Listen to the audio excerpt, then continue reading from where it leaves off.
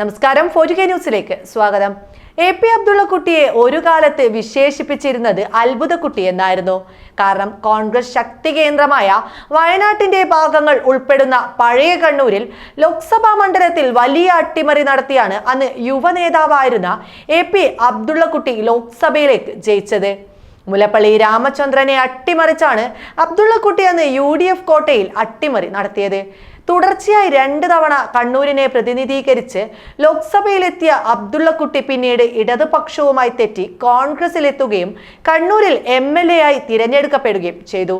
അതിനുശേഷം കോൺഗ്രസുമായും തെറ്റി BJPയിലെത്തി ദേശീയ ഉപാധ്യക്ഷനായി. ദേശീയ മുസ്ലിം എന്നാണ് അബ്ദുള്ളക്കുട്ടി അദ്ദേഹത്തെ തന്നെ വിളിക്കുന്നത്. അബ്ദുള്ളക്കുട്ടി BJPയിലെത്തിയതിന്റെ ബിസിനസ് താല്പര്യത്തെക്കുറിച്ച് നിരവധി വർണ്ണശബളമായ കഥകളും പ്രചരിക്കുന്നുണ്ടെങ്കിലും അതിലൊന്നും വ്യക്തതയില്ലാത്തതിനാൽ ഇവിടെ പറയുന്നില്ല. ഇപ്പോൾ ഇതാ ഇടതുപക്ഷം വളർത്തിക്കൊണ്ടുവന്ന മറ്റൊരു അത്ഭുതക്കുട്ടി BJPയിലേക്ക് എന്നതിന്റെ ലക്ഷണങ്ങൾ കണ്ടു തുടങ്ങിയിരിക്കുന്നു. കഴിഞ്ഞ ദിവസം രാഷ്ട്രപതിയുടെ വിജ്ഞാപന പ്രസംഗത്തിന് മറുപടിയായി നടത്തിയ നന്ദി പ്രമേയ ചർച്ചയിൽ രാഹുൽ ഗാന്ധി നടത്തിയ പ്രസംഗം നാം കണ്ടു. 10 വർഷത്തിന് ശേഷം ഇന്ത്യൻ പാർലമെന്റ് ഉണർന്ന ദിവസമായിരുന്നു അന്ന്. BJP നിരയിലെ പ്രമുഖർ ഒരുമിച്ചെതിർത്തിട്ടും രാഹുൽ ഗാന്ധിയെ തടയാൻ കഴിഞ്ഞില്ല. അക്കമിട്ട് അദ്ദേഹം മോദി സർക്കാരിന്റെ ഭരണപരാജയം എടുത്തു പറഞ്ഞു. മോദിയുടെ വർഗീയ രാഷ്ട്രീയം തുറന്നു കാണിച്ചു.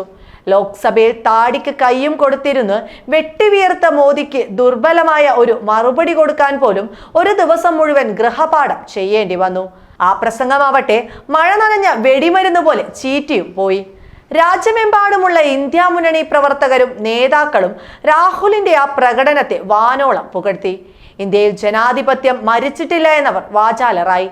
ചാനലുകളുടെ പ്രധാന ബ്രേക്കിംഗ് ന്യൂസും രാഹുലിന്റെ ഈ പ്രസംഗം തന്നെയായിരുന്നു. കേരളത്തിലെ മുഖ്യധാരാ മാധ്യമങ്ങളെല്ലാം അന്നത്തെ പ്രധാന ചർച്ചയാക്കിയതും രാഹുലിന്റെ ആ പ്രസംഗം തന്നെ. സ്ഥിരം രാഹുൽ വിമർശകരായ ഇടത് വക്താക്കൾ ഉൾപ്പെടെ രാഹുൽ ഗാന്ധിയെ അഭിനന്ദിച്ചു. ഇടത് രാഷ്ട്രീയ നിരീക്ഷകർ ഉൾപ്പെടെ ചാനലുകളിൽ രാഹുൽ നടത്തിയ പ്രസംഗത്തെ വാനോളം പുകഴ്ത്തി. ഇടത് MP ജോൺ ബ്രിട്ടാസ് വരെ കോൺഗ്രസുമായുള്ള ആശയപരമായ വിയോജിപ്പ് രേഖപ്പെടുത്തി തന്നെ രാഹുൽ ഗാന്ധിക്ക് പൂർണ്ണ പിന്തുണ കൊടുത്തു. എന്നാൽ ഒരു വ്യക്തി മാത്രം രാഹുൽ ഗാന്ധിയെ വലിയ രീതിയിൽ വിമർശിച്ച് രംഗത്ത് വന്നു. കുഞ്ഞാലിക്കുട്ടിയെ നിയമസഭാ തെരഞ്ഞെടുപ്പിൽ അട്ടിമറിച്ച് 2ാം അത്ഭുതക്കുട്ടിയായി മാറിയ KT ജലീലാണ് അത്.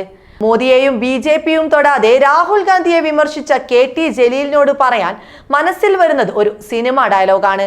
നിന്റെ ചാട്ടം എങ്ങോട്ടാണെന്ന് മനസ്സിലാവുന്നുണ്ട്. സ്വർണ്ണക്കടത്ത് കേസിൽ ED അന്വേഷണം നേരിടുന്ന ആളാണ് KT ജലീൽ. മണിക്കൂറുകൾ KT ജലീലിനെ ED ചോദ്യം ചെയ്തിരുന്നു. കുറ്റവിമുക്തൻ ഇതുവരെ ആക്കിയിട്ടില്ല. ഈ പ്രത്യേക പശ്ചാത്തലത്തിൽ രാഹുൽ ഗാന്ധിയെ ടാർഗറ്റ് ചെയ്യുന്നത് ആരെ സുഖിപ്പിക്കാനാണെന്ന് മനസ്സിലാക്കാൻ അരിയാഹാരം കഴിക്കുന്ന ബുദ്ധിമതി. രാഹുൽ ഗാന്ധിയുടെ ആ പ്രസംഗം അസ്വസ്ഥരാക്കിയ ഒരു കൂട്ടരേ ഉള്ളൂ. മോദിയെ ഏറിൽ കയറ്റിയ രാഹുലിനെ വളഞ്ഞിട്ടാക്രമിക്കുന്ന വ്യക്തിഹത്യ ചെയ്ത ഒരു കൂട്ടരേ ഉള്ളൂ, സംഘപരിവാർ.